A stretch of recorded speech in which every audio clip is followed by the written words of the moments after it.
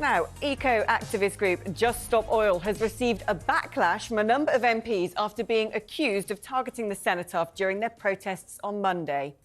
In a now-deleted tweet, Shadow Home Secretary Yvette Cooper called the action totally unacceptable and praised police for their swift response. But Just Stop Oil has denied targeting the war memorial, tweeting, "That's a lie. They were marching towards Parliament Square before being arrested by police for protesting. Nothing to do with the cenotaph." This comes as two Just Stop Oil members also smashed the glass cover of a painting at the National Gallery on Monday afternoon. Yeah, well, joining us in the studio now is spokesperson for Just Stop Oil, Dr. Patrick Hart. Patrick, before we get into the politics of what you advocate as an activist organisation, do you not think that you're not really doing much to enamour people to your cause with what are frankly puerile actions of criminal damage, things that look deeply disrespectful and in other instances outright dangerous when you're slow walking in the middle of highways, potentially preventing emergency service vehicles from getting through? Well, wow, there's a lot to unpack there. So, first of all, the comment disrespect. I was there yesterday. I saw exactly what happened. Just Stop Oil supporters were nowhere near the cenotaph. They were taken there by the police after being arrested. That is, I'm afraid to say, pure fear-mongering. I think there's a real attempt being made to make us sound like scary people when, in fact, we are just ordinary people. I myself, I'm a doctor, I'm a GP. When I'm not being a supporter of Just Stop Oil, I'm at work treating patients, you must be concerned when emergency service vehicles can't take people to hospitals or to A&E because your protesters are doing slow walks. So that's fear-mongering number two. So there has never been a complaint from the ambulance service about Just Stop Oil. We submitted a freedom of information request to the ambulance service. The fire service complained, though. OK, let me deal with the question I've got. We submitted a freedom of information request to the ambulance service and they said, no, we've never been a problem at all.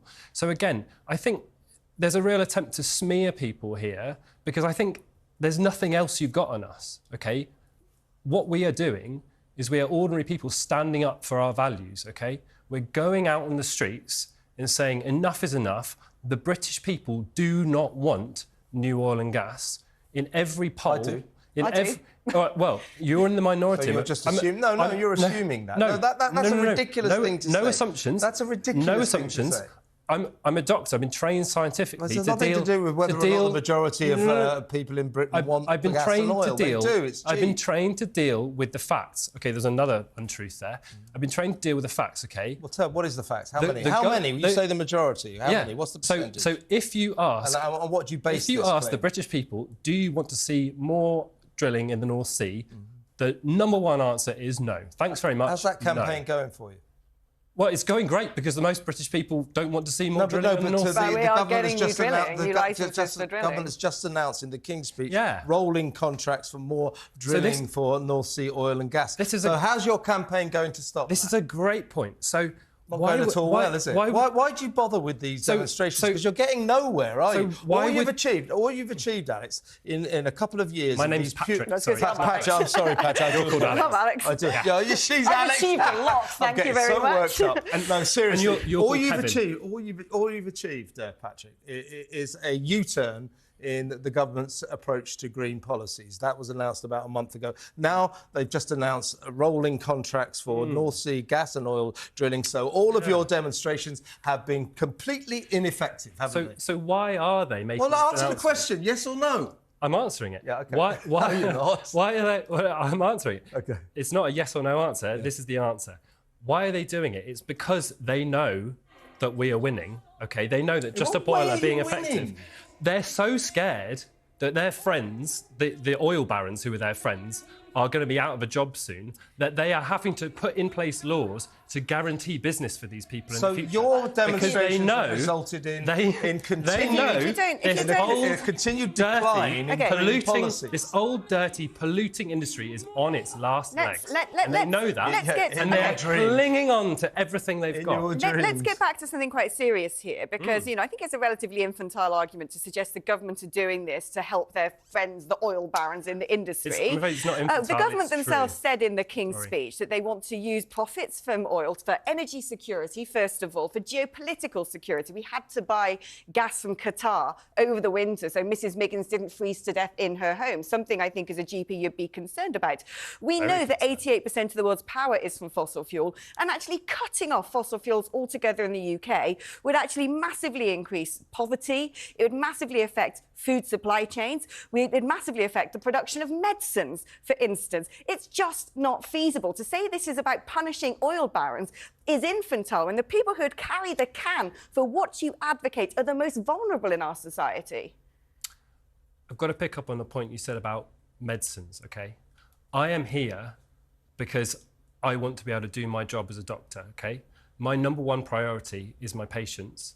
And what will destroy our healthcare system, what will mean that ordinary people cannot get medicines, is climate breakdown, OK? That is the number one health threat facing humanity. Not my words, that is the words of the world's doctors. We are all agreed on this. I don't think the world's doctors are all agreed. You can't make sweeping statements like the world's doctors are all agreed on just stopping every oil. representative body Patrick, of doctors... you are getting nowhere. You guys are getting nowhere. All you have achieved is a reversal of green policies by the government. If you carry on, you should manage to get rid of the carbon net zero by 2050 pledge as well, because every time you have a demonstration, your cause goes backwards. You're not achieving anything, you're actually achieving the reverse of what you want to achieve.